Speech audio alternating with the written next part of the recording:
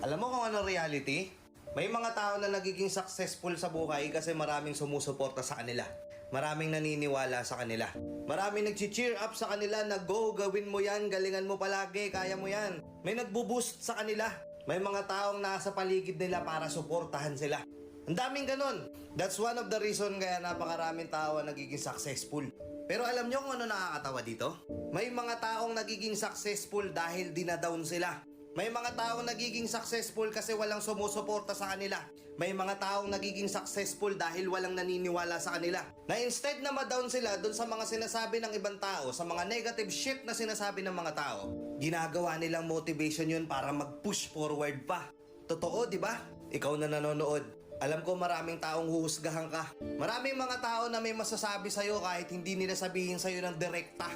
Palihim ka nilang pagkikwentuhan. Palihim ka nilang pagbubulungan. Ayaw nilang umangat ka.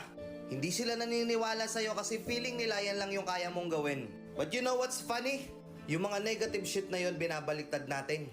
Yun yung nagdadrive sa atin para mas lalo pa tayong mamotivate sa buhay. Na kailangan patunayan natin na mali sila. Patunayan mo sa kanila na nagkakamali sila. Na hindi ikaw yung taong akala nilang ikaw yun. Meron dito mga nag-aaral pa. Sinasabihan sila na wala kang mararating. Na kahit ipakita mo yung grades mo dun sa mga tao, instead na sabihin nila sa'yo na wow, congrats, proud ako sa'yo. Ang sasabihin nila, aba, dapat lang ginawa mo yan. Ano achievement yan? Natural gawin mo yan, nag-aaral ka eh. Masakit na yung mga efforts natin hindi na-appreciate ng iba. Pero minsan hindi natin napapansin sa sarili natin na yun yung nagdadrive sa atin. Yun yung nagpupush sa atin para mas patunayan pa natin sa kanila na hindi lang tayo ganun. Naaangat pa tayo.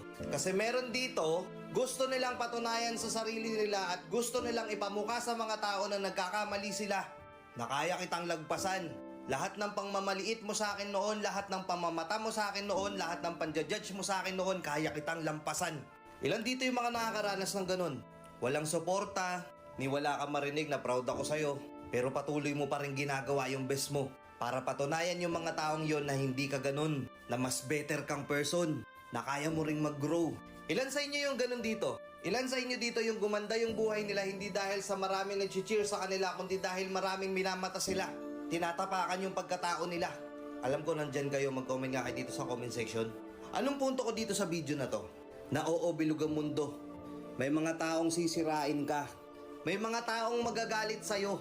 May mga taong hindi magigets kung ano punto mo. May mga taong ayaw umangat ka. May mga taong gusto nilang sila lang yung nasa taas tapos nasa talampakan ka lang nila. Pero ano, susuko ka dahil doon? Madadown ka dahil sa mga sinasabi nilang yon? Tangina, ipakita mo sa kanila kung sino ka. Pakita mo kung anong kaya mong gawin. Ipakita mo sa kanila na tama ka at mali sila.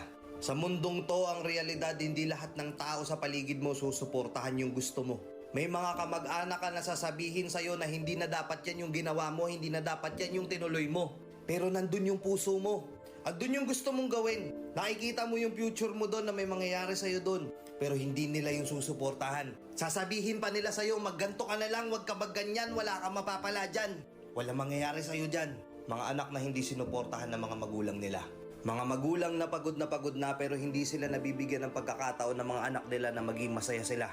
Mga kaibigan na sinuportahan mo nung umpisa tapos nung ikaw na yun ang kailangan ng suporta, wala na sila. Para sa inyo to.